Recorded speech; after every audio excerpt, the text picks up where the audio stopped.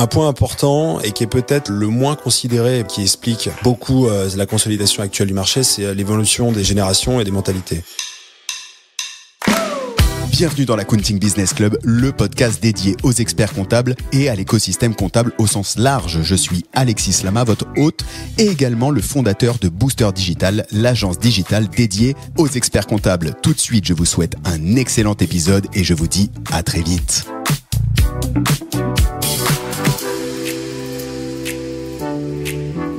C'est parti du coup pour ce nouvel épisode où on va rentrer sur un sujet qui intéresse tout le monde, même si on est en période fiscale. C'est pas le moment de sortir de ce sujet puisque Thibaut, avec toi aujourd'hui, on va parler évaluation des cabinets, valorisation des cabinets, transaction des cabinets. On va lever le voile sur ce monde qui, des retours que j'en ai, est parfois un peu opaque. Et quand j'avais fait un post LinkedIn, t'avais répondu, on a échangé ensemble, et je me suis dit tiens, vas-y, ça va être sympa. T'as accepté de lever directement tous les sujets autour de ça. Avant, quand t'es arrivé au bureau ce matin, je t'ai demandé est-ce qu'il y a des sujets tabous. Tu m'as dit non, on y va surtout. Et donc j'apprécie beaucoup d'avance l'épisode qu'on va faire ensemble. J'espère que vous allez passer un très bon épisode avec nous. Au menu du jour, qu'est-ce qu'on a ? Je te le dis direct, on va avoir un état des lieux du marché, le profil des acteurs en place aujourd'hui, parce qu'il y a pas mal de choses qui sont en train de bouger, et donc j'aimerais qu'on voit un peu ce qu'il en est avec la financiarisation. Au jour où on enregistre cet épisode, il y a eu le rebranding de la part de KPMG Pulse aussi qui vient d'être annoncé. Donc on enregistre début janvier 2025, et donc tu vois, qu'est-ce que ça va changer dans l'écosystème, les gros acteurs qui se rachètent, la concentration, les petits, tu vois, c'est tous ces points aussi que j'ai envie qu'on voit ensemble. Évaluation et valorisation des cabinets, gros sujet. Est-ce qu'on est à 1 du chiffre d'affaires? Comment on évalue? Tu vois, est-ce que les rumeurs il y a des cabs qui se vendent à 2, à 3, c'est vrai? On va voir ensemble aussi les process de transaction. Tu vois, quand t'es arrivé, tu m'as dit c'est avant tout une histoire d'homme, et donc du coup tiens, quel est le process de transaction, homme avec un grand H évidemment, hein, ça va de soi. Donc j'aimerais qu'on revienne sur tout ça et perspectives d'avenir ainsi que tes recommandations d'insider, de professionnels du secteur. Est-ce que ça te va comme programme? Impeccable. On y va. Thibaut Noël, du coup bonjour, bienvenue. Bonjour Alexis, bonjour à tous. Merci d'avoir accepté l'invitation. Thibaut, est-ce que je te demande, oui je vais le faire, de te présenter un peu, qui es-tu, que fais-tu et pourquoi es-tu là aujourd'hui? Donc Thibaut Noël, 35 ans, associé chez Blanche Capital. J'accompagne de manière assez appuyée la profession comptable depuis quelques temps. Voilà, j'ai 2 enfants et habite à Bordeaux. Voilà pour une petite introduction simple. Voilà pour le topo simple. 2 secondes du coup. Blanche, vous faites quoi chez Blanche Capital, et qu'est-ce qui fait que tu connais si bien le marché de l'expertise comptable? Alors Blanche Capital, c'est une banque d'affaires dédiée aux professions réglementées. Donc c'est une banque qu'on qualifie de small cap, hein, c'est-à-dire qu'on adresse des deals grosso modo inférieurs à 50 millions de valorisation, hein, donc ça c'est pour le cadre général, et donc dédiée aux professions réglementées. Donc on adresse historiquement la profession comptable. On adresse également d'autres métiers comme les conseillers en gestion de patrimoine, le notariat, des activités autour de la santé également. Ok. Donc votre job, si je traduis en 2 mots, c'est quand tu as une profession libérale qui est sous forme de société qui veut se vendre, ou alors une autre profession libérale sous forme de société qui veut racheter, et dans ce cas-là, elle passe par vous pour faciliter la négo. C'est ça, voilà. Le rôle de la banque d'affaires, c'est vraiment de comprendre les projets, comprendre son marché et d'accompagner des opérations M&A, des opérations de haut de bilan, que ce soit sur des opérations de fusion-acquisition, des levées de fonds, de restructuration également. Quels sont les points communs entre les différentes professions libérales, et après, quelles sont les différences?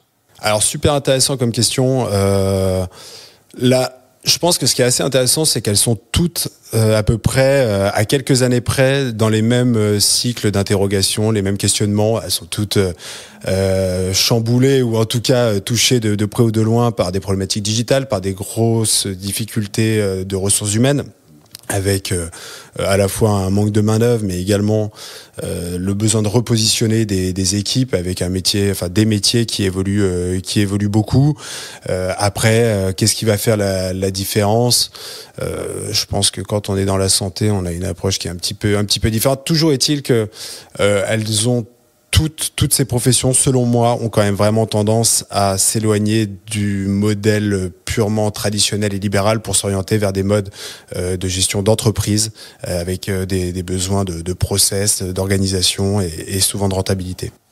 Parmi les professions justement que tu as accompagnées, laquelle a entamé ce switch, tu vois, en passant justement en mode entreprise, financiarisation, transactions, etc. Qui a ouvert le bal, qui mène la tendance en fait en gros? Dans les marchés très connus, il y a celui des laboratoires, sur lequel nous on n'a pas forcément travaillé.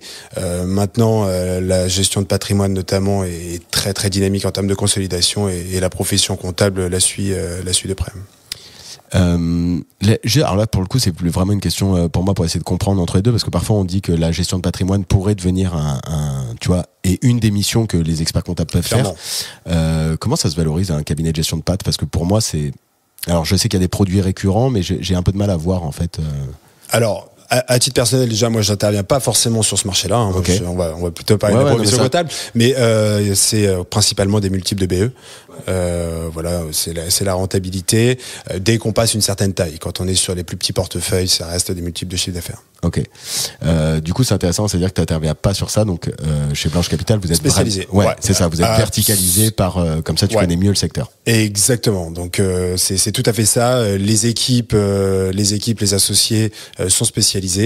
Et après, on a des équipes support, des équipes analystes. On a également une avocate en interne qui est accompagnée de juristes. Voilà. Donc, on essaie de vraiment avoir des spécialisations avec du support technique. Ok. Donc toi, tu as la verticale expert comptable. Ouais, en grande dominante, et j'interviens également auprès des organismes de formation que j'ai pas dû citer en amont, mais on intervient également auprès des organismes de formation. Intéressant. Non, du coup, il faudrait que je te demande un truc après. Vaste sujet, l'organisme de formation en ce moment. Où j'ouvre la page, du coup, vraiment Valo Cabinet, pour qu'on ait un peu de contexte. Combien d'opérations t'as fait, on va dire l'an dernier, et tu vois, histoire de, enfin, sans avoir, si tu veux donner un range, une fourchette, mais à peu près, tu vois, pour qu'on ait de contexte, de dire tout ce qu'on va dire derrière se tient sur une analyse. Ouais, alors on est très très implanté auprès de la profession, donc en cumulé, on doit être à plus de 200 opérations auprès de la profession comptable exclusivement. On fait entre 35 et 45 opérations par an uniquement auprès de la profession comptable. Ok. Sur l'année 2024, c'est quoi un peu toi les grandes tendances, on va dire sur les 2-3 dernières années, c'est quoi les grandes tendances que t'as pu voir dans le secteur? Je vais enfoncer des portes ouvertes, puisque nos auditeurs a priori ont une petite idée de la question. Mais tu vois, en fait, il y a des portes ouvertes qu'on peut enfoncer, et il faut, mais en même temps, il y a tellement d'opacité et de trucs que c'est intéressant qu'on y aille et qu'on creuse. Mais c'est assez intéressant même ce que tu dis, parce que c'est vrai que parfois, enfin, on a évidemment les oreilles qui traînent partout sur le marché, donc on a l'impression que tout le monde est au courant, mais c'est une très bonne idée de repartir de là. Les évolutions, alors si on parle des quelques dernières années, on arrive au Covid. Et il y a vraiment un avant-après Covid aussi. Encore une fois, une mauvaise porte ouverte, mais pour autant, enfonçons-la. Donc, forte consolidation. Ok, donc ça c'est assez simple. On entend par consolidation des cabinets qui se rapprochent les uns des autres, des groupes qui vont consolider le marché, c'est-à-dire qui vont prendre des parts de marché. Ensuite, qu'est-ce qui s'est passé? On a la digitalisation, porte ouverte, mais qui est vraiment, qui bouleverse à peu près toutes les professions réglementées, mais la profession comptable évidemment, la facture X, bon, même si elle est un peu repoussée, qui plane au-dessus du marché, qui va venir quand même bouger un petit peu les lignes, les zéro papier, enfin toute la digitalisation, tout ce qu'on imagine, toute la récupération bancaire, etc., qui quand même a occupé un peu le temps des experts comptables au cours des dernières années. Donc ça c'est un fait, c'est mécanique. Et on pourra ajouter à ça plus récemment les évolutions tarifaires des éditeurs qui viennent impacter donc dans toute cette logique donc de digitalisation. On a donc des marges qui sont rognées un peu de tous les côtés avec des masses salariales qui ne font que croître, des éditeurs de logiciels, donc enfin bref, la mission traditionnelle qui est rognée un peu de toutes parts. Et le besoin pour les cabinets d'aller chercher des relais de croissance. Et alors, on parle que de conseil. Ça fait des années que l'ordre dit, faut faire du conseil, C'est à la fois complètement inhérent au métier d'expert comptable, et à la fois il y a la problématique de temps des collaborateurs et des dirigeants, donc il faut repenser les cabinets pour pouvoir aller chercher tout ça. Et également, et on l'évoquait très rapidement tout à l'heure, d'aller agrémenter des missions complémentaires. On parlait de la gestion de patrimoine, mais après il y a du conseiller en tout genre autour des métiers du droit évidemment, mais on parle de cybersécurité, on peut parler de ouais, il y a plein d'autres choses, ouais. Avec cette approche 360, ce portail, ce guichet unique. Enfin bref, chacun met le mot qui veut derrière, mais bref, dans l'ensemble des cabinets qui vont s'ouvrir un champ plus large de missions. Un point important et qui est peut-être le moins considéré et pourtant selon moi un des plus importants et en tout cas qui explique beaucoup la consolidation actuelle du marché, c'est l'évolution des générations et des mentalités. Et donc là, je reviens au sujet Covid. Avant le Covid, s'il y avait 90% des opérations qui étaient liées à des départs en retraite, je pense que c'est le minimum. Donc une opération, je vends, je prends ma retraite dans 6 mois, j'accompagne le temps qu'il faut et je passe la main. Les plupart des cabinets avaient d'ailleurs dans les équipes les jeunes associés qui se préparaient à prendre la suite et comme c'était le cas depuis toujours, les anciens qui passaient la main à la nouvelle garde, qui s'étaient préparés à ça, qui étaient prêts à s'investir, etc. Schéma classique, quoi. Tu rentres, tu fais ton stage d'expertise, tu vois l'opportunité, tu montes le financement et tu rachètes. Exactement. Exactement. Tout le et puis c'était logique, c'était écrit, quoi. Hein, c'était la transmission quasiment familiale. Et post-Covid, je pense que encore une fois une porte ouverte, mais tout le monde a un peu reconsidéré l'équilibre vie perso, vie pro, le raccourcissement des cycles, c'est-à-dire que là où on pouvait s'engager sur 20 ans, aujourd'hui on se rend compte que les jeunes générations dont on fait partie tous les deux, il y a des cycles plus courts. On sait que tous les 5 ans on a envie de réaliser quelque chose, etc. Donc besoin de beaucoup d'évolution, besoin d'avoir des perspectives et pas de se dire je mets mon million sur la table aujourd'hui et Inch'Allah je le récupère dans 20 ans avec une plus-value. Donc ça a vraiment rebattu les cartes. Pourquoi ? Parce que en fait tous ceux qui se préparaient dans la cinquantaine, qui préparaient à horizon 10 ans leur sortie bien méritée, se sont retournés et on dit alors les gars, vous venez derrière moi, on y va. Va falloir commencer à monter et prendre des responsabilités et aller voir la banque, etc. Et puis en fait, il y en a beaucoup qui se sont retournés, qui se sont rendus compte que ça suivait plus derrière. Et avec ce trou d'air, donc au moment des transmissions, on est en plein dedans avec des cabinets parfois de taille assez importante, qui disent en fait on a un trou d'associés qui étaient pressentis pour prendre la suite et aujourd'hui qui sont pas là et qui ont pas envie de s'engager, Alors c'est certainement pas leur jeter la pierre, je pense que l'évolution globale va dans ce sens-là, mais des jeunes qui ont plutôt l'envie de se spécialiser ou de rentrer dans des grands groupes avec un certain confort et aller faire ce qu'ils aiment faire, s'occuper de leurs clients, s'occuper d'équipes éventuellement ou se spécialiser sur un domaine quelconque, mais aller s'occuper de tous les petits bobos du quotidien des cabinets, c'est un peu moins la mode. Voilà. Et donc le dirigeant omniscient qui gère les clients, les collaborateurs, les bobos, l'informatique, les achats, etc. C'est un peu moins le sens de l'histoire. Donc c'est vrai que la consolidation est portée par ces grands principes selon moi. Ouais, tu vois, tu as bien fait d'enfoncer la porte parce que j'avais pas eu le switch à ce point en fait entre le Covid et le trou d'air que ça a créé, quoi. En fait, c'est-à-dire que tu as le dirigeant du cabinet qui se projetait sur le modèle qu'il avait connu avant. Et en fait, sortie de Covid, t'as la nouvelle génération, donc l'expert comptable stagiaire, diplômé, jeunement diplômé, qui aurait dû reprendre, qui lui, en fait, se dit non mais moi j'aspire à autre chose, ou je veux autre chose. Et dans ce cas-là, tu te retrouves avec un gap, et donc les cabinets qui ont cette taille évoquée entre 1 et 10 se recoupent entre eux, quoi. C'est ça, alors. Regroupent entre eux. En tout cas, vous cherchez une autre solution, parfois en externe, parfois bien souvent des solutions hybrides, parce que les plus jeunes n'ont pas envie de lâcher la profession pour autant. Ça reste une profession qui anime beaucoup quand on l'analyse de l'intérieur. On voit qu'il y a quand même le feu sacré chez beaucoup d'experts comptables. Mais l'idée de se retrouver seul aux manettes, si on ajoute à ça un peu d'isolement, et puis quand on travaille 12 heures par jour, il y a quand même peu de temps pour aller s'impliquer aller voir des confrères, échanger, etc. Et donc aller chercher du confort dans le regroupement, ça c'est certain.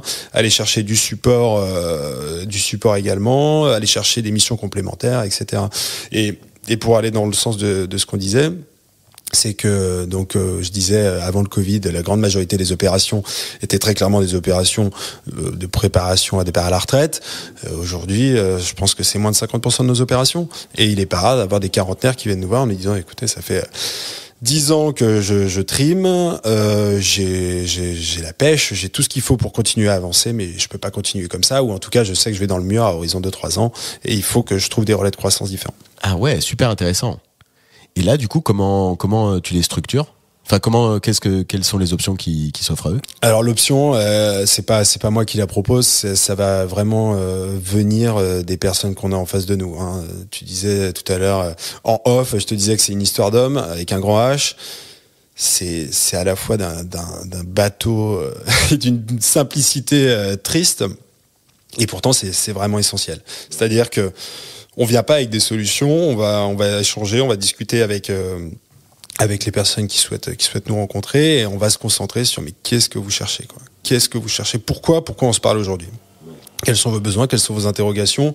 Quels sont les risques, etc. Et donc on va se confronter à des questions plafond de verre, modèle classique. Plafond de verre, j'ai fait tout ce que je pouvais faire avec mes petits bras. Je peux plus, j'ai plus de temps pour développer, j'arrive plus à recruter parce que je n'ai pas le temps non plus, je devrais changer d'outil mais j'ai pas le temps, plafond de verre, modèle ultra classique. Le plafond de verre, le seul point, c'est que il s'est un petit peu déplacé, quoi. On n'est plus au même niveau, et aujourd'hui le plafond de verre, même un cabinet qui s'estimait un peu structuré il y a encore quelques années, aujourd'hui il se rend compte que il a pas la puissance de feu nécessaire pour franchir les nouvelles étapes et les nouveaux challenges qu'on évoquait, notamment dans les sujets dans le digital notamment. Et là, du coup, c'est quoi sa solution ? C'est toi, il vient te voir, il te dit voilà, je sais que j'ai atteint le plafond de verre. Donc, 2 millions d'euros de chiffre d'affaires seul aux manettes, 10, 20 personnes. Alors, on va poursuivre. En fait, on poursuit l'introspection. C'est-à-dire, ça, c'est un premier constat. Ok, plafond de verre. Alors maintenant, d'où ça vient ? Est-ce que t'as pris du retard sur certains sujets que t'arrives pas à rattraper ? Est-ce que c'est que tu veux aller plus vite que la musique, et si on te donne les moyens, tu peux continuer d'aller beaucoup plus loin ? Est-ce que t'es rincé et au contraire, t'as plus la force de continuer parce que c'est quand même un métier qui est éreintant, et en fonction de ça, on va essayer d'orienter les projets. C'est-à-dire que pour faire du très schématique, et c'est pas à prendre au pied de la lettre, mais quelqu'un qui a déjà une belle structure et qui a encore le feu sacré et une énergie à revendre, l'opération, ça peut être une levée de fonds en disant voilà, on va vous donner les moyens de poursuivre ce que vous avez déjà commencé, par exemple. Alors, évidemment, faut une certaine taille, etc. Vous êtes complètement rincé, vous bossez 100 heures semaine, etc. On va essayer de vous trouver une solution dans laquelle vous allez trouver un peu de confort de travail. On va vous soulager d'un certain nombre de missions, etc. Vous en avez un petit peu marre de l'activité purement traditionnelle et envie de vous émanciper, d'aller réfléchir un peu à d'autres choses, peut-être que certains cabinets sont à même de proposer des trajectoires individuelles variées, en vous spécialisant sur quelque chose qui est votre domaine de prédilection, par exemple. Et c'est nouveau les levées de fonds, justement, pour les financements de cabinets ? Parce que là, on n'est pas sur du financement bancaire. Là, tu parles vraiment de levée de fonds. Ouais, on parle de levée de fonds. Alors, oui, c'est vrai que j'ai abordé le sujet parce que, alors, mais tu m'ouvres la porte de financiarisation. Mais tu fais bien. Il y a un an, mon discours a été mais drastiquement différent. Ah ouais. Pourquoi ? Mais parce que 1er janvier 24, les fonds sont arrivés. On commençait à regarder la profession. C'est quasi aussi flagrant que ça. C'était leur bonne résolution. C'était la bonne résolution, exactement. On va regarder ce métier. On a pris quelques bâches un peu compliquées sur des métiers qui étaient peut-être un peu plus à risque.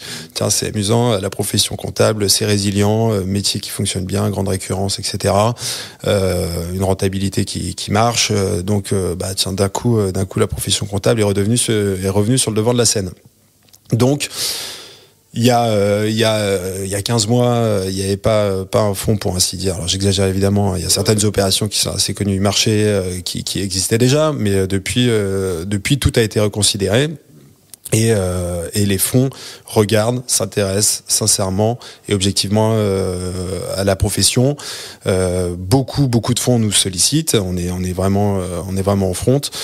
Voilà. Après, ça concerne pas tout le monde, comme je le disais. Ça dépend à la fois des personnes qu'on a en face de nous, des dirigeants. Est-ce Parce que c'est leur décision, parce que c'est engageant. En général, on vous demande de remettre votre ceinture en jeu et de dire allez, on est reparti pour 5 ans. Et généralement, il va chercher une sortie. Le fond quand même à 5 ans. Donc, en général, il a des objectifs. Voilà. Maintenant, après, chaque fonds sa stratégie et voilà. Mais voilà, ça correspond pas à tout le monde, mais aujourd'hui c'est quand même une vraie nouvelle corde qu'on peut mettre à notre arc et qu'on peut proposer, qu'on peut pousser, et avec des solutions super intéressantes honnêtement. Mais encore une fois, ça correspond pas à tout le monde. Faut être vigilant. Et évidemment, dans l'autre sens, les fonds s'intéressent aussi qu'à certains profils de cabinet, parce que il faut quand même une certaine taille pour pouvoir scaler. Est-ce que justement sur l'arrivée des fonds, tu les vois, donc là je comprends que ce serait une opération d'accélération d'une certaine manière, c'est-à-dire le cabinet qui a atteint son plafond de verre, qui se dit j'ai besoin de plus d'argent pour potentiellement investir sur plus d'équipes, staffer du management au milieu, potentiellement investir dans du marketing pour pouvoir faire plus d'acquisitions, etc. Est-ce que tu les vois aussi intervenir sur des build-up ? Alors c'est clairement la thèse principale aujourd'hui. Ah, ok, d'accord, c'est plutôt du build-up que sur de l'accélération. D'accord. C'est clairement du build-up.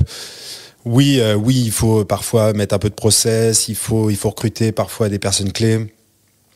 Mais le gros sujet,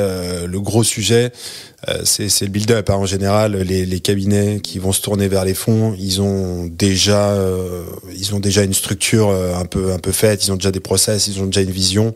Et en tout cas, c'est ce qu'on cherche chez les fonds.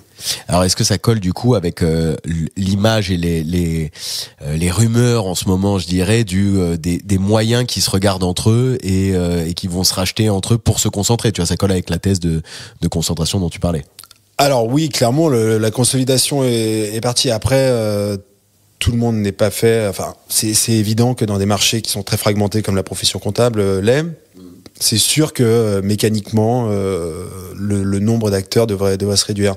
Après, c'est quand même une profession avec beaucoup d'intuitus personnels, avec des ADN très différents d'un cabinet à un autre, avec des logiques géographiques qui restent encore assez importantes. La proximité reste un point de vigilance, même si aujourd'hui avec le digital on peut tout faire évidemment, mais ça reste un vrai sujet. Moi, je ne pense pas que demain il reste 3 structures qui drive tout le marché. Je pense qu'il y a beaucoup de place pour les cabinets intermédiaires, les PME. Les TPE, PME qui restent encore le maillage économique français dans sa grande majorité, n'ont pas forcément envie de s'adresser à des tours à la défense et sont très contents d'avoir des cabinets à leur mesure avec de la disponibilité, avec de la proximité. Ouais. Et puis il y aura toujours besoin de ce maillage territorial. Tout le monde ne sera pas 100% digital, etc. Tu auras toujours besoin d'aller voir ton cabinet, d'aller voir tes conseillers. Mais bien sûr. C'est quoi à peu près aujourd'hui la typologie des personnes qui viennent vous voir ? Je parle plutôt tu vois, tu fais quoi ? Il y a les 2 typologies. Est-ce qu'il y a 2 typologies entre l'acheteur et le vendeur ? Mécaniquement, certains acheteurs sont moins vendeurs, ça c'est évident. Il y a pas forcément de règles, honnêtement. Il y a des cabinets relativement jeunes, de taille relativement modeste, qui sont dans des grosses dynamiques et qui sont clairement acquéreurs et qui font des très belles choses. Et à l'inverse, il y a des cabinets très structurés pour les questions qu'on évoquait, notamment de problématiques de pyramide des âges dans les collèges associatifs, qui à l'inverse viennent nous voir en nous disant nous faut qu'on prépare une autre stratégie pour l'avenir du cabinet. Donc là, si je traduis ça, en fait, c'est le cabinet qui existe depuis un moment, 3 à 5 associés, qui voit que dans sa base, il y a personne pour reprendre directement ou remonter en associé, et dans ce cas-là, qui se rapproche de vous pour trouver des cabinets similaires, potentiellement plus petits ou plus gros, pour justement créer un groupe commun, c'est ça ? Alors non, dans l'ensemble quand même, faut être honnête. Les plus gros rachètent les plus petits. Enfin, c'est quand même comme ça que ça fonctionne. Dans la très grande majorité des cas, pour la simple et bonne raison qu'en général, un cabinet qui se positionne à la cession. Alors la cession, on entend souvent session sèche, c'est-à-dire je vends, je pars. Nous, on parle beaucoup de rapprochement, puisque dans la très grande majorité de nos opérations, alors c'est pas rare qu'il y ait un fondateur qui en profite effectivement pour profiter de ça, enfin pour prendre sa retraite bien méritée, mais dans la grande majorité des cas, les dirigeants restent au moins un certain temps. Okay. Donc on va vraiment parler de logique de rapprochement. Maintenant, c'est souvent quand on se rapproche, c'est qu'on cherche quelque chose. C'est ce que je disais tout à l'heure. Il y a un besoin, j'ai un constat, c'est que je peux pas continuer comme ça. Et on dit souvent, alors c'est les grandes phrases du M&A, deux cabinets de même taille qui se rapprochent, ils additionnent leurs problèmes, ils s'apportent aucune solution. Donc il y a vraiment, pour aller chercher souvent ce gap, ce support suffisamment structuré pour m'apporter une vraie avancée rapide et apporter du confort à mes équipes, à moi et à mes clients, parce que c'est quand même la finalité, hein, c'est de pouvoir apporter un conseil toujours plus précis. En général, on va essayer de se rapprocher d'un cabinet qui est vraiment plus important, avec une structure vraiment plus importante, avec des process établis, avec du support établi, etc. D'accord. Donc la logique fait que tu vas voir plus gros pour justement t'accélérer en fait dans ta reprise, quoi. Mais c'est pas pour autant que tu sors. C'est ça qui est intéressant. C'est pas pour autant que tu sors. Ouais, c'est pas l'image que tu sors. D'où l'importance de comprendre l'ADN, comprendre ce que je cherche, parce que à la fin, c'est un choix. Hein. Évidemment, il peut y avoir des situations plus complexes que d'autres, mais personne n'a le couteau sous la gorge et on te dit pas bon maintenant c'est avec lui ou personne. Ouais. Et maintenant faut y aller. Le but c'est d'avoir le choix. Et c'est tout l'intérêt de faire appel à une banque d'affaires, c'est qu'on est là pour vous apporter le choix, que à la fin le cédant puisse trouver chaussure à son pied, puisse trouver le projet adéquat. Comment ça se passe? J'ai ce projet, je viens de voir. Toi, tu as un catalogue d'acheteurs, tu as un portefeuille d'acheteurs potentiels, et tu sais qu'en fonction du projet, du rendez-vous qu'on a eu ensemble, tu vas m'orienter vers X ou Y qui colle plus avec le projet que j'ai.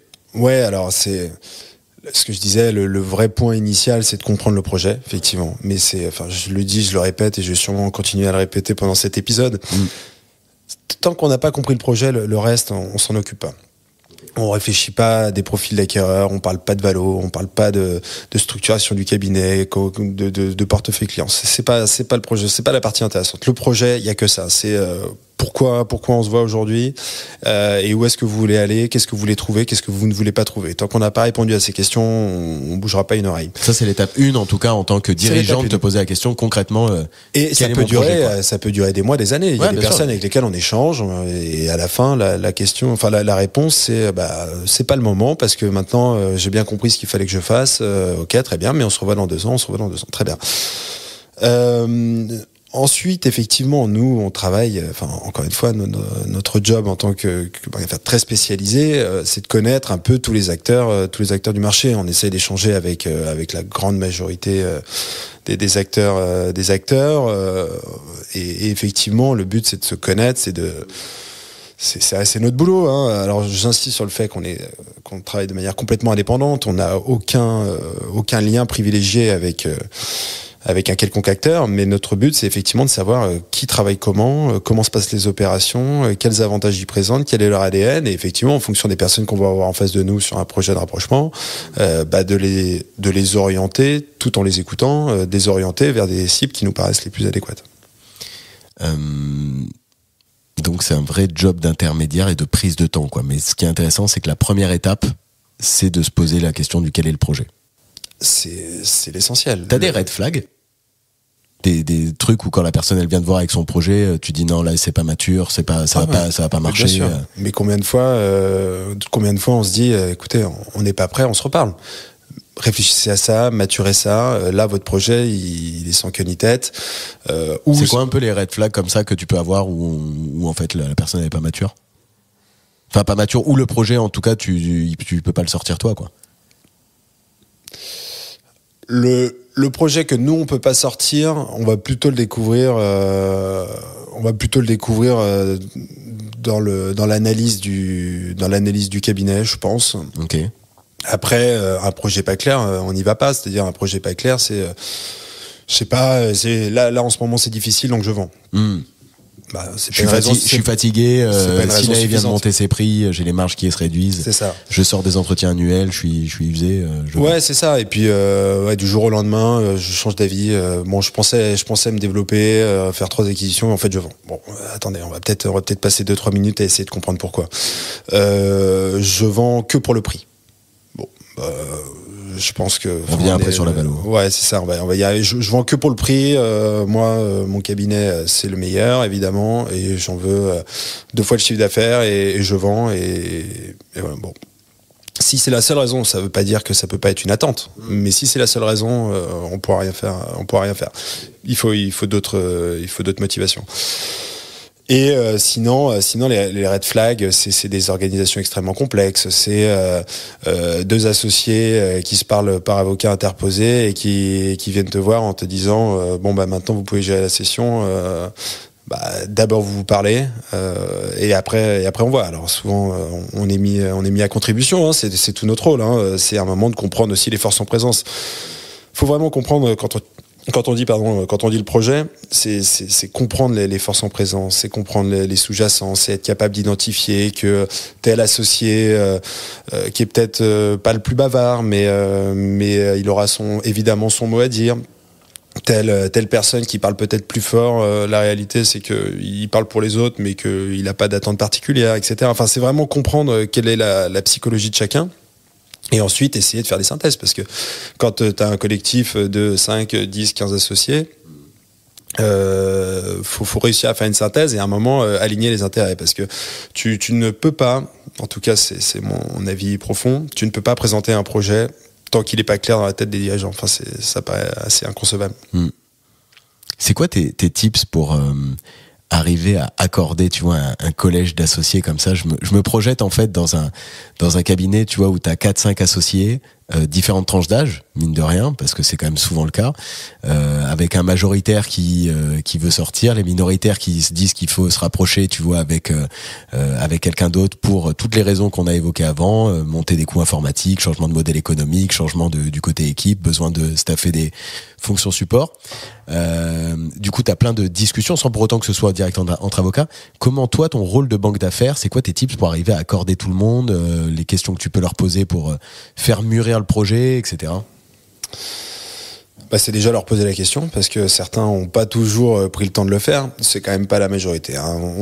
Dans l'ensemble des cabinets, quand même, les collèges associatifs, alors peut-être ont des avis divergents, mais ça reste des organisations, des gouvernances où les gens se parlent. Donc en général, on sait un peu où on met les pieds. Ça veut pas dire qu'il n'y a pas de problématique, mais on sait où on met les pieds.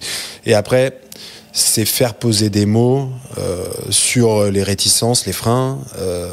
Et c'est vrai que nous, on est là aussi pour montrer le champ des possibles.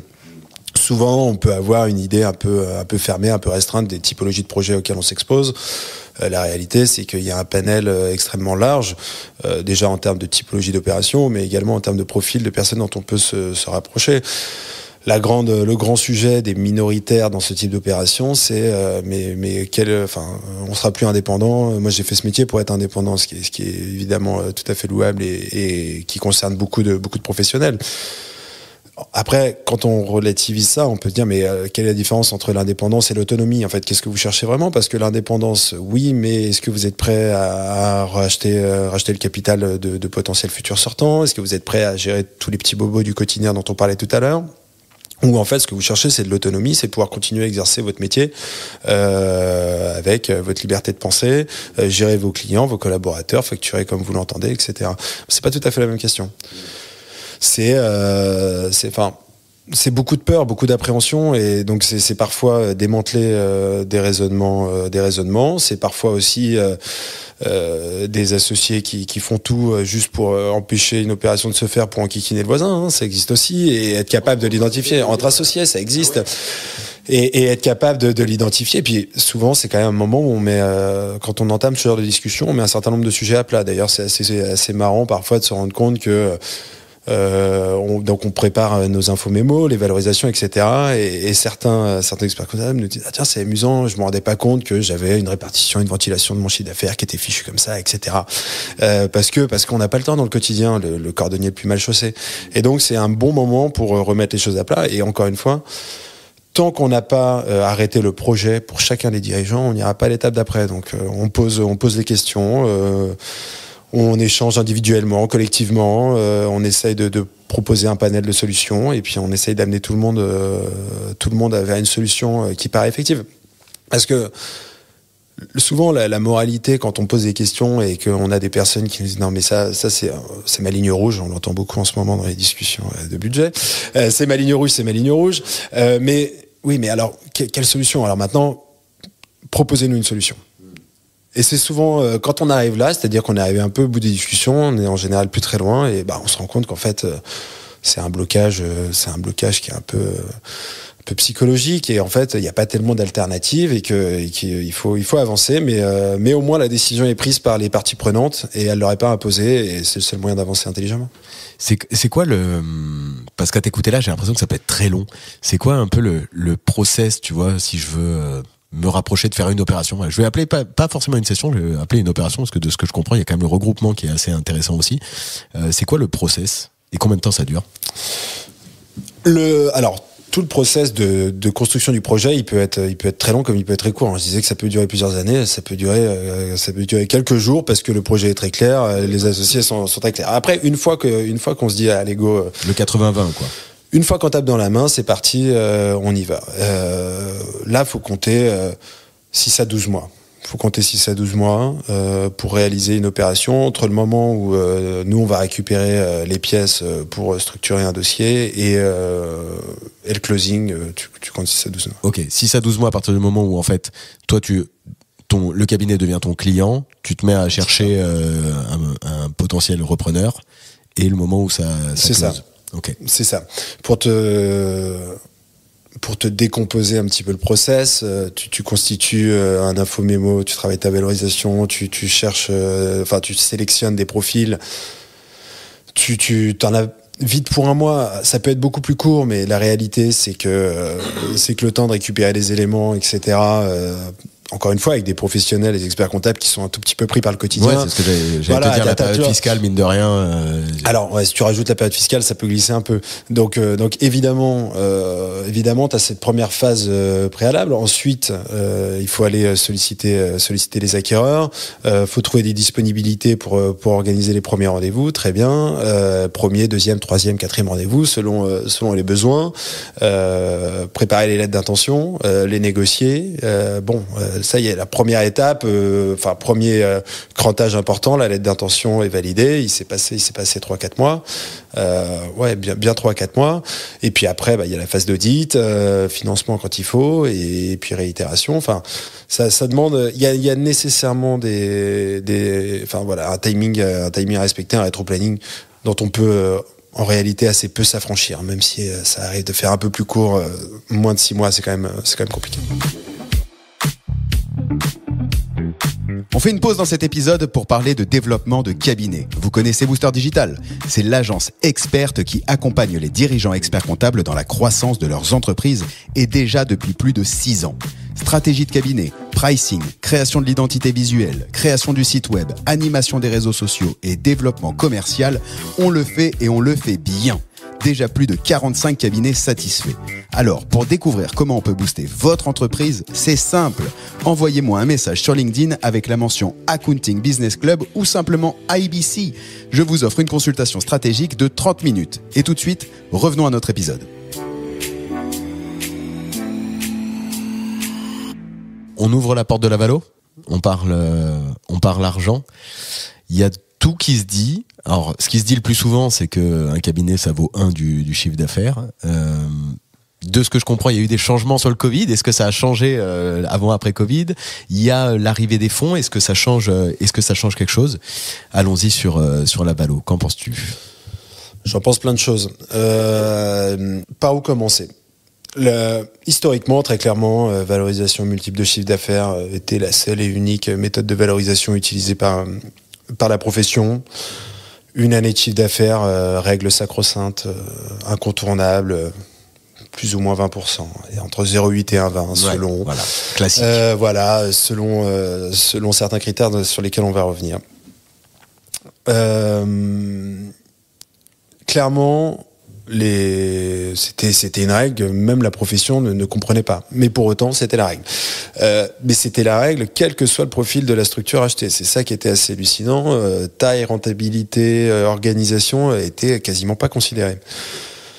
Le Covid est passé par là, des sujets RH qui font qu'aujourd'hui les cabinets recherchent pas forcément une masse de chiffre d'affaires qui génère pas de rentabilité, qui va contraindre les équipes, etc. Aujourd'hui, un cabinet il va rechercher de la rentabilité, des équipes organisées, du process, etc. Et un portefeuille client avec une capacité contributive. Ça c'est la base. C'est quand même une évolution qui est quand même majeure.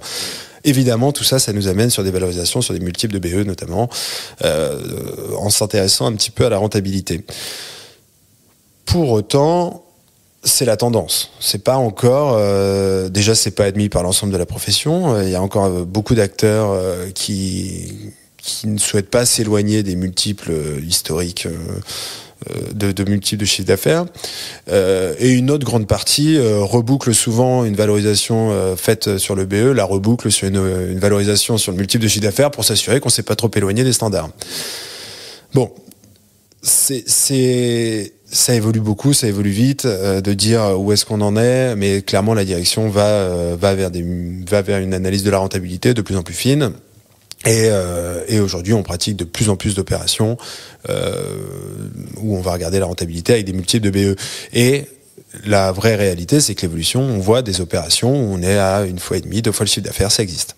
Ok. Voilà. Sur la base du multiple... breaking news, ça existe. Bam. Sur la base du multiple de BE, cette fois, du coup. Sur la base du multiple de BE, effectivement. Alors, ça concerne pas tout le monde, parce que une petite structure sera plus difficilement valorisable sur le multiple de BE dans la mesure où la moindre évolution sur la structure de charge ou sur le chiffre d'affaires fait varier de manière considérable le BE, donc c'est quand même assez compliqué.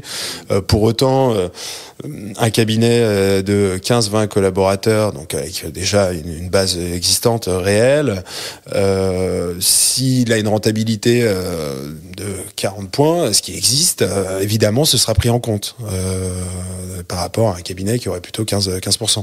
Donc aujourd'hui, c'est vraiment regardé et ça rentre vraiment dans la logique d'analyse des cabinets, ce qui paraît, encore une fois, extrêmement bateau, mais qui ne l'était pas forcément il y a encore quelques années.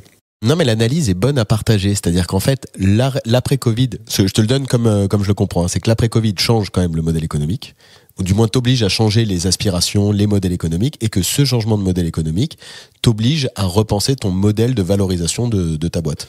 En tout cas, nous, c'est notre analyse. Ouais. C'est notre analyse, hein. Et on voit pas mal d'opérations passer. Donc, je pense qu'on a un panel qui nous permet d'avoir un œil assez clair sur le sujet.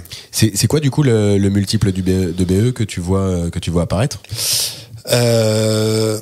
Alors, il y a, je pense que tout le monde connaît l'étude Interfimo, alors qui intègre pour le coup beaucoup d'opérations internes. Donc, avec des décotes faites pour les transmissions en interne entre associés, par exemple. Tu dis Interfimo finance l'associé qui va monter, voilà, donc, etc. Les chiffres qui sont communiqués par Interfimo, je crois que c'était 3,8 sur la dernière étude, et un peu décoté par rapport à ce que nous on voit. Aujourd'hui, sur des cabinets, je dirais, taille intermédiaire, on va être plutôt entre 4,5 et 6,5, quelque chose comme ça. Ok. Donc un multiple de 4,5, 6,5 sur le BE, quand tu as un câble qui, à partir de 15-20 personnes, qui tourne bien. C'est tout ça. C'est pas de règle, mais tout ça, c'est à prendre avec des pincettes, évidemment. Évidemment. Tu l'as bien compris. Je vais pas te faire un extrait pour en faire un short réel que je vais mettre en sponsor sur LinkedIn. Exactement. Pour faire de la vue. Non, c'est pas l'objet. Non, mais l'objet, c'est vraiment, tu vois, mais même par rapport au... C'est vraiment la pratique. Et pour aller plus loin, aujourd'hui, il y a des opérations, notamment avec des acteurs financiers, qui sortent également de ces multiples-là, qui vont au-delà. Donc c'est quand même une tendance. Ça concerne pas tout le monde, mais c'est quand même une tendance. Qu'est-ce qu'on pourrait faire, selon toi, pour préparer son cabinet? Tu vois, je pense tous ceux qui sont sur le modèle qui existe depuis 15 ans ou plus, tu vois, donc qui sont sur un modèle d'organisation à Valo 1, qui se posent toutes les questions qu'on s'est posées sur la première phase du podcast. Qu'est-ce qu'on peut faire pour les aider? Enfin, à quoi ils doivent penser quand ils doivent penser à transformer leur modèle économique pour aller vers ces nouveaux ratios? C'est une question, il y a tellement de réponses, je vais essayer de garder le fil de ma réponse. Déjà, je pense que ça plaira peut-être pas à tout le monde, mais je pense qu'aujourd'hui, il faut penser à un cabinet comme une entreprise et moins comme une organisation en râteau, comme c'était le cas il y a encore pas si longtemps que ça, avec un expert comptable qui subit le goulot d'étranglement, avec des collaborateurs qui lui remontent tous les dossiers et qui voient pas le jour pendant toute la période fiscale. Donc ça, déjà, je pense que c'est un point important, de penser comme une entreprise, c'est-à-dire y injecter du process, avoir une lecture analytique de la rentabilité globale du cabinet, évidemment, mais client par client. C'est-à-dire que ça, c'est un point important, et je pense que beaucoup de professionnels se posent... Enfin, se sont dit et n'osent peut-être pas trop en parler, mais on n'a jamais entendu parler autant de cabinets qui nous ont dévoilé là les 2-3 dernières années. On a mis 10-15% de nos clients à la porte parce que en Mali depuis X temps, mauvais payeur, et puis accessoirement parle mal à mon collaborateur, et bon, collaborateur ressource première du cabinet, il n'est pas concevable qu'un de mes clients, aussi rentable soit-il, parle mal à mes collaborateurs. Donc nettoyer un petit peu le portefeuille, de se dire la règle des 80-20, Pareto dont tu parlais, c'est de se dire à un moment se concentrer sur des clients qui sont contents d'être chez vous, quoi, en fin de compte, et qui vous apportent satisfaction sur le plan de la relation et sur le plan économique. Donc ça je pense que c'est un élément important.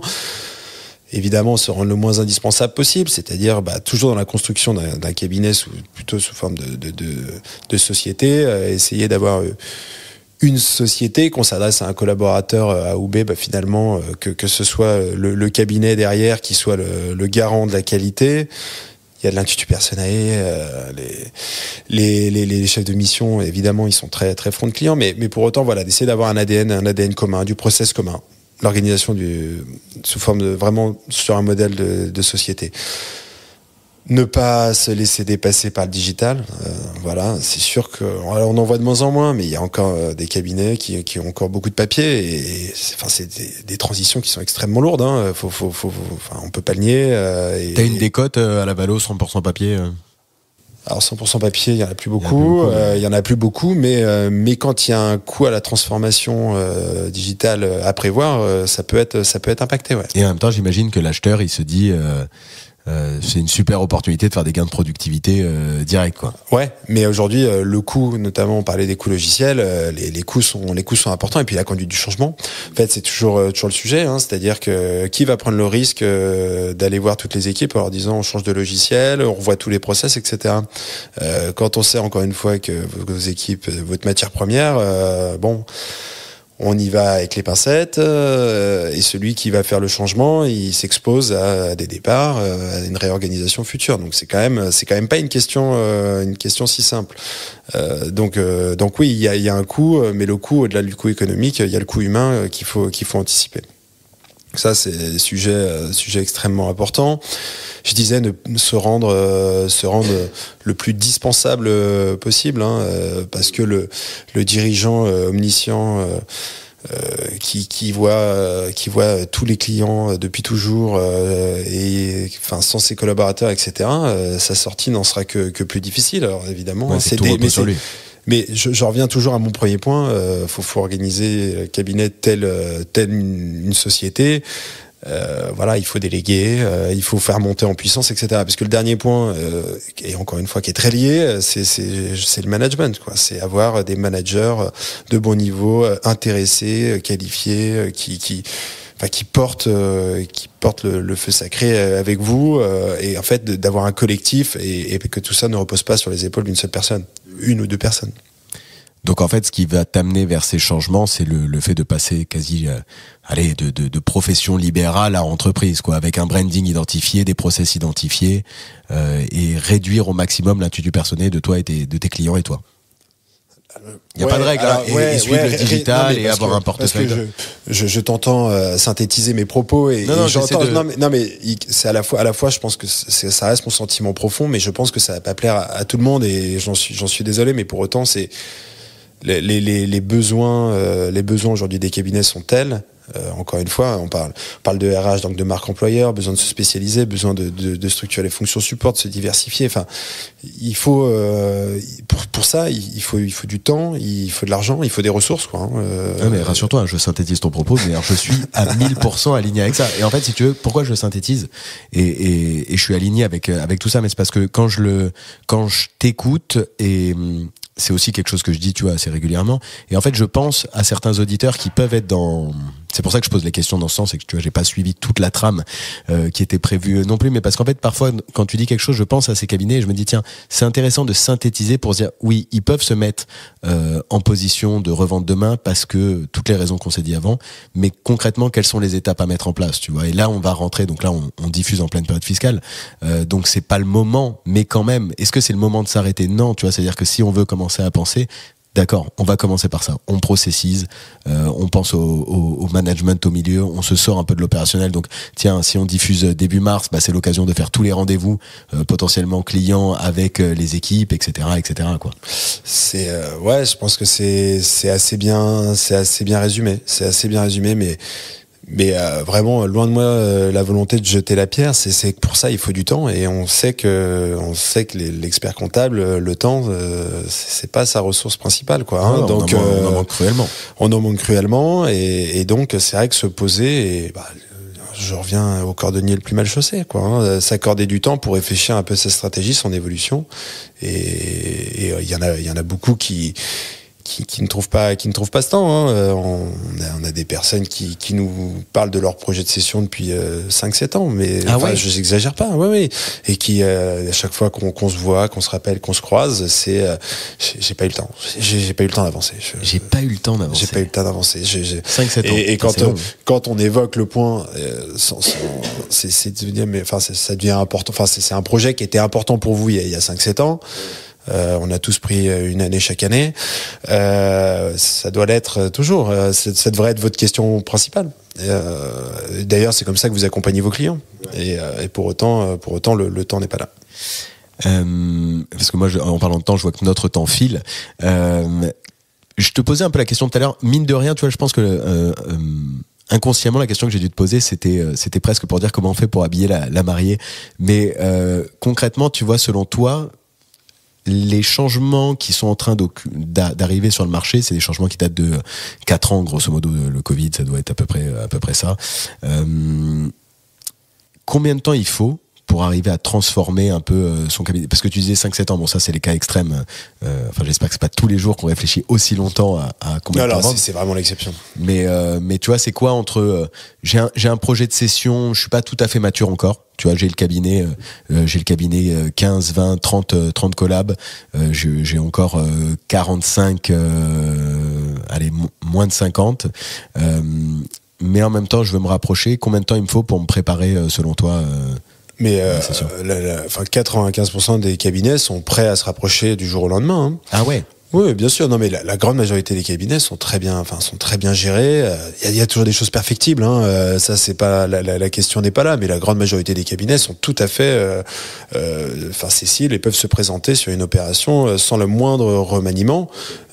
C'est peut-être important que je le précise. Ouais, carrément. Parce qu'on parle de cas particuliers. Après, la question peut être mon projet est plutôt à 2-3 ans. Comment je peux optimiser tout ça? Là, la question est différente. Mais si votre souhait c'est dès demain, la grande majorité des cas, on est à peu près au clair. On sait qu'il y aura quelques optimisations à faire, mais on est à peu près au clair. Ensuite, je veux optimiser. Habiller la mariée, c'est la grande expression évidemment. Pour autant, on travaille avec des experts comptables. Il y a des audits. Le maquillage peut vite tomber. Donc déjà, c'est rien mettre sous le tapis. S'il y a des sujets de fond, on les traite. Mais ça peut être vraiment rapide. C'est assez surprenant sans aucune flagornerie pour nos auditeurs. C'est une profession que j'admire énormément, avec laquelle je travaille avec grand plaisir depuis 8 ans maintenant. Parce que une énorme agilité, une capacité de s'adapter du jour au lendemain, il y a un besoin, j'ai une solution. De toute façon, on nous a pas toujours laissé le choix dans la profession, donc il faut réagir.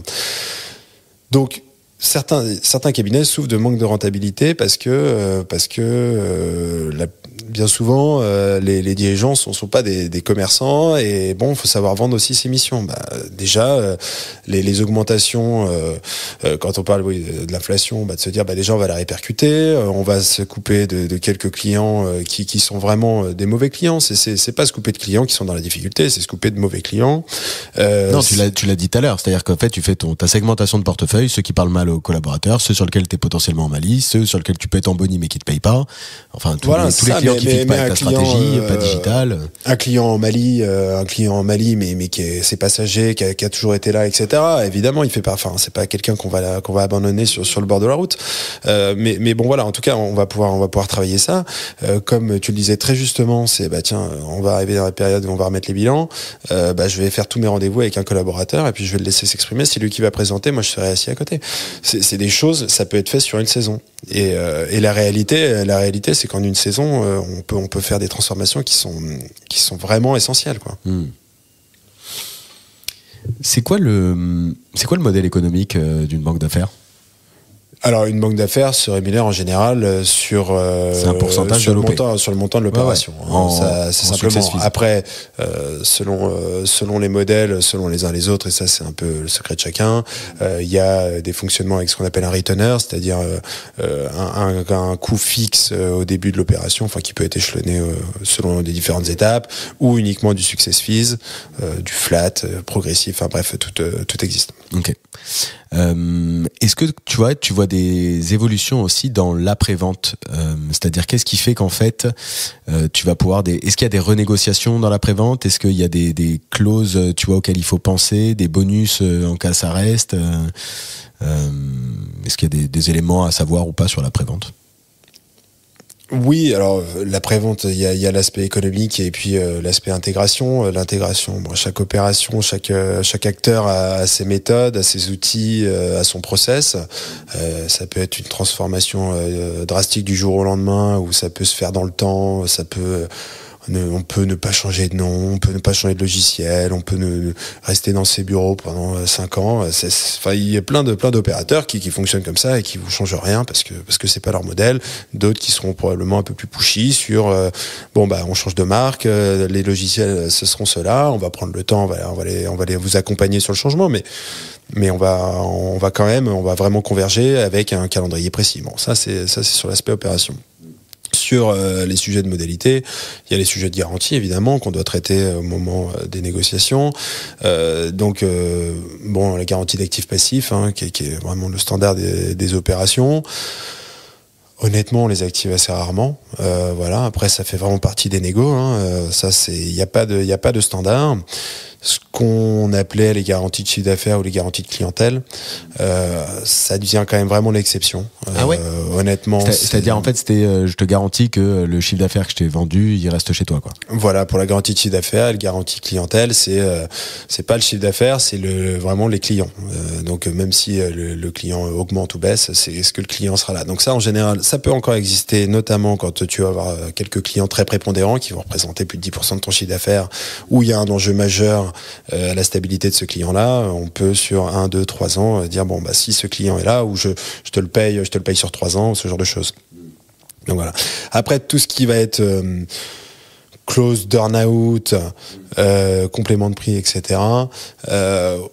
Évidemment, ça fait partie des discussions, c'est toujours pareil, chacun voit midi à sa porte. Quand on veut aller chercher des valorisations qui sortent un petit peu du cadre, on va commencer à utiliser des outils qui permettent d'aller chercher, mais qui sont en général conditionnés effectivement à l'atteinte de certains objectifs. Bon, la réalité, ça dépend énormément du profil qu'on a en face de nous, de son âge, de sa maturité. Je parle de maturité du cabinet. Je vais partir à la retraite. C'est pas le moment pour moi de prendre un risque énorme et de remettre tout en jeu quelque part. Donc, je vais plutôt sécuriser une session à 100%, paiement du prix comptant, etc. J'ai confiance dans mon modèle. Je suis convaincu que je peux faire des étincelles. Pourquoi pas aller effectivement sur ce type de projet, quoi, en fait, parce qu'en fait on est presque un projet. Quand c'est comme ça, c'est que tu colles sur un projet. Ouais, exactement. Ouais, on va continuer de foncer. Ouais. Je vais sortir la boule de cristal, tu vois. Ça fait 4 ans qu'il y a du coup eu un petit changement. Toi, ça fait 8 ans que tu es dans la profession. Où tu vois la valo et la profession dans 5 ans, tu vois, 2030, la facture électronique sera officiellement date butoir installée partout, ce qui va changer potentiellement pas mal de choses quand même à plusieurs niveaux, au niveau du chiffre d'affaires des cabinets, au niveau des attentes clients, au niveau des missions collaborateurs. Comment toi tu vois les choses ? Alors, d'une part, je le disais, les cabinets ressemblent de plus en plus à des entreprises, mais il n'y a pas de raison qu'elles ne soient pas valorisées comme des entreprises. Donc déjà, en termes de méthode de valorisation, on parlait de multiples de BE. Après, il y a l'indice Argos qui parle d'une moyenne de valorisation de 9 et quelques en moyenne sur les PME en Europe. Est-ce que c'est une direction ? Il y a des chances que, de toute façon... ce serait étonnant que les cabinets n'aillent pas dans cette direction-là. Bon, est-ce qu'on l'appelle de nos voeux ? Pas du tout. Aujourd'hui, le marché, l'offre et la demande se rencontrent. C'est tout à fait. Il n'y a pas de reconsidération à avoir. Je pense que les cabinets améliorent leur rentabilité, améliorent leur organisation, donc ça se justifie aussi. Donc voilà, la tendance, il y a des chances quand même que les valorisations continuent d'avancer. Maintenant, où sera l'État ? Moi, je pense qu'il y a quand même... Le vrai point, c'est qu'il va y avoir un accroissement des écarts types dans les valorisations. D'accord ? On le constate déjà, c'est-à-dire qu'aujourd'hui, les plus petits portefeuilles, vieillissants, non digitalisés, des clients qui ont une capacité contributive assez faible, enfin, tout ce qu'on peut imaginer. Aujourd'hui, comme je le disais, il y a quand même peu de cabinets qui cherchent exclusivement du chiffre d'affaires pas rentable, hein, pour faire simple. Donc c'est des portefeuilles aujourd'hui qui, à mon avis, vont avoir et ont déjà beaucoup de mal à trouver preneur. À l'autre extrémité du spectre, on a les grosses structures. Il y a quelques opérations dont on parle beaucoup, qui pour le coup se valorisent, font de plus en plus appel à des acteurs financiers, des fonds d'investissement notamment, qui ont, qui ont cette capacité également à tirer un peu les valorisations. Puisque dans un modèle de build-up, de build-up et de levée de fonds, la valorisation est évidemment un sujet central. Donc c'est aussi logique qu'on tire un peu plus vers le haut. Aujourd'hui, les valorisations faites par des industriels, donc on entend acteurs du marché, restent quand même très stables. Ok. Mais ça peut évoluer, quoi. Quand en même temps, tu vois, quand on regarde ce qui se passe sur le marché américain, le nombre d'entrées de fonds, la financiarisation, la vraie sur au moins les gros, mais après du coup ça découle un peu sur les autres. C'est intéressant, ça va être intéressant à suivre, quoi. Ça va être intéressant. Je pense qu'on n'est pas au bout de nos surprises, le marché reste très dynamique. J'ai envie de passer un message, c'est que ça peut faire peur, mais c'est tellement d'opportunités. Enfin, honnêtement, il y a tellement de choses à faire. Je pense que le terrain de jeu et les cartes sont rebattues. Qui a envie de prendre sa part peut y aller, quoi. Magnifique, c'est presque un mot de la fin. Avant le mot de la fin, j'aimerais juste, est-ce que tu as une ressource, tu vois, à nous partager, un livre qui pourrait inspirer les auditeurs à se transformer leur cabinet par rapport à ce qu'on s'est dit, à en savoir un peu plus sur la valorisation, connaître le monde de la banque d'affaires, un livre que tu as aimé lire en vacances cet été? Alors, honnêtement, on est sur un marché tellement spécifique de la littérature, il n'y a pas grand-chose, mais j'invite tous tes auditeurs à venir nous voir. On sera ravis de regarder en détail le cas de chacun. Livre, c'est d'actualité, mais le Comte de Monte Cristo, pour ceux qui l'ont pas lu, il faut le lire. Et je pense que on est assez éloigné du film avec Ninet. Moi, je suis un grand fan du livre, donc j'invite chacun à aller se plonger dedans. Tu m'as chauffé parce que j'ai revu le film là récemment parce qu'il est passé sur Canal et je me suis dit tellement bien, mais t'as raison, je vais relire le livre est sans commune mesure. Allez, je le rajoute dans ma liste de lecture. Tu parlais justement de venir te voir. Où est-ce qu'on peut te contacter si besoin? LinkedIn, mon mail que tu peux communiquer, et puis après on est à Paris et Bordeaux, donc n'hésitez pas, on vous accueillera avec plaisir. Donc on mettra ton LinkedIn et le site internet. Avec plaisir. Je mets pas ton mail, ce serait trop. Ce serait trop. On sait jamais. Mais en tout cas, moi on peut te contacter sur LinkedIn. Avec plaisir. Est-ce que tu vois quelque chose à ajouter? Non, à part souhaiter bon courage pour la période fiscale, puisque quand ce sera diffusé, on sera en plein dedans. Donc là, bon courage à tous. Là, on rentrera dedans. Bon courage à tous. On vous laisse tranquille finir cette période chargée et on se reparle quand vous êtes libre. Allez, magnifique. Bonne période fiscale à tous. Merci beaucoup d'avoir accepté l'invitation, de t'être prêté au jeu et d'avoir répondu à toutes les questions. C'était un vrai plaisir de te recevoir. Et à mon avis, tu vois, il y aura certainement d'autres épisodes sur les valos, sur les évals, parce que c'est quand même un sujet qui va bouger, quoi. Merci beaucoup. Avec plaisir. Merci. Ciao.